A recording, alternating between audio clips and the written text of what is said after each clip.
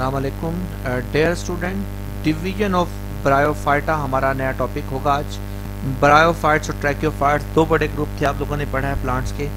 तो bryophytes actually हम यूँ कह सकते हैं कि ये ऐसे प्लांट्स हैं जो सबसे पहले क्लोनाइज्ड हुए थे ज़मीन के ऊपर। आप समझ लें कि at the beginning of history अगर बात करते हैं तो हम लोग एलजी से ही एवोल्यूशन हुआ, या अगर हम लोग थोड़े से एवोल्यूशन के कॉन्सेप्ट को समझे तो हमें पता है कि हमारे पास जो किंगडम मोनेरा था वहाँ से किंगडम प्रोटिस्टा पैदा हुआ। किंगडम प्रोटिस्टा में एवोल्यूशन हुआ तो मल्टीसेलुलर लिविंग ऑर्गेनिज्म हुए। तो हम कहते हैं ये ग्रीन एलजी से पहले क्लोनाइज फॉर्म में जो जानदार लैंड पर आए वो क्या थे, ब्रायोफाइट प्लांट थे। या एलजीज की एवोल्यूशन के बाद जो प्लांट उनसे बने वो क्या थे, ब्रायोफाइट्स थे। तो याद रखिएगा, तो bryophytes are poorly adopted to live land are mainly हमारे पास क्या जी, confined to damp shady places, जो गीली जगह होती हैं वहाँ पर सबसे ज़्यादा मौजूद होते हैं। तो हमारे पास लिव ऑन लैंड पर मौजूद हैं, और नॉर्मली हम लैंड पे इनको कह भी सकते हैं क्योंकि इनको पानी की हमेशा ज़रूरत होती है।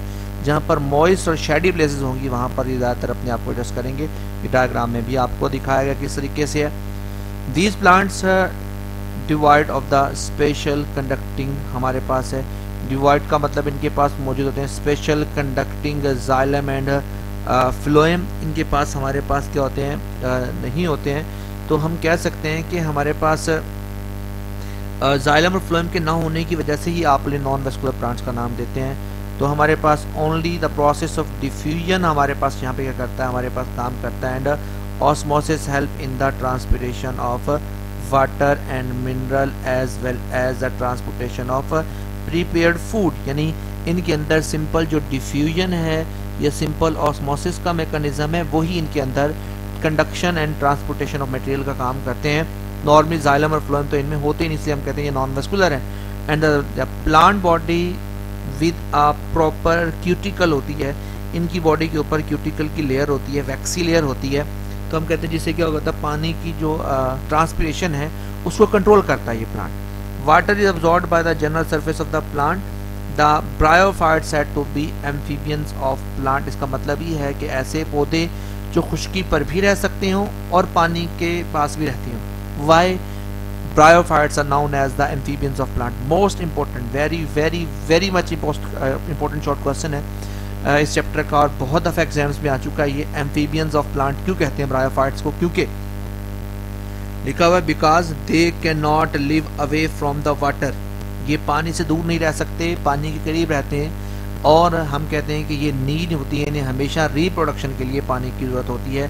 तो इनकी रिप्रोडक्शन बगैर पानी के हो नहीं सकती है, इसलिए इनको पानी ज़रूरत होता है। होते ही हमारे पास क्या है, ज़मीन पर होते हैं। लैंड के ऐसे प्लांट है जो पानी के बिना नहीं रह सकते, आप कह सकते हैं वो हमारे पास एम्फीबियंस ऑफ प्लांट है। या सिंपल वर्डिंग में बोलें तो हम कह सकते हैं कि ऐसे प्लांट जो खुश्की और हमारे पास पानी के करीब रहते हैं, यानी खुश्की पर भी रहते हैं और पानी पर भी रहते हैं। जैसे हमारे पास मेंढक है, वो खुश्की पर भी रहता है और हमारे पास क्या होता है, पानी में भी रहता है। तो हम कहते हैं कि हमारे पास क्या है, ये एम्फीबियंस है। तो याद रखिएगा students, why bryophytes are called amphibians of plant, क्योंकि इन्हें क्या होता है, खुश्की पर भी रहते हैं और इनको हमेशा अपनी रिप्रोडक्शन के लिए पानी की जरूरत होती है, इसलिए हम कहते हैं हमारे पास ये क्या है, एम्फीबियंस ऑफ प्लांट है। The bryophytes are non vascular, पहले ही बता चुका हूँ, फ्लावर लेस, इनके फूल भी नहीं होते। The plant show the regular alternation of heteromorphic या मॉर्फोलॉजिकली डिफरेंट जनरेशन। इसमें एंथ्रीडिया और आर्चिगोनिया अलग अलग होते हैं। हम कहते हैं हमारे पास हेट्रोमॉर्फिक अल्टरनेशन ऑफ जनरेशन होता है, यानी गेमिटोफाइट का स्पोरोफाइट को पैदा करना, स्पोरोफाइट का अगेन दोबारा से गेमिटोफाइट को पैदा करना, अल्टरनेशन ऑफ जनरेशन कहलाता है हमारे पास। तो हमारे पास क्या होता है, इसमें डोमिनेंट और इंडिपेंडेंट फ्रीज होता है। They have dominant independent free living gametophyte होता है इनके ऊपर। दस दे विद द थैलस, थैलस इनकी बॉडी को बोला। Thalloid is the many liverworts are differentiated into the structure resembling to the stem। ठीक है जी।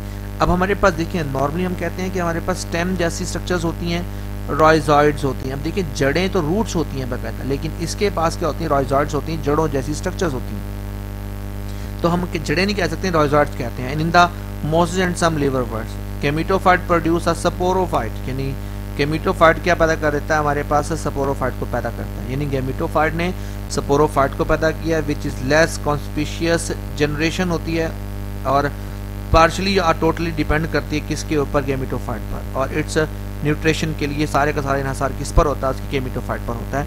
तो बताया गया हमारे पास अल्टरनेशन ऑफ जनरेशन का प्रोसेस होता है जिसमें स्पोरोफाइट गैमेटोफाइट को पैदा करता है और गैमेटोफाइट दोबारा से स्पोरोफाइट को पैदा करता है। तो हम कहते हैं हमारे पास क्या है, अल्टरनेशन ऑफ जनरेशन है। The sporophyte generally consist of the foot, सीटा एंड कैप्सूल ही।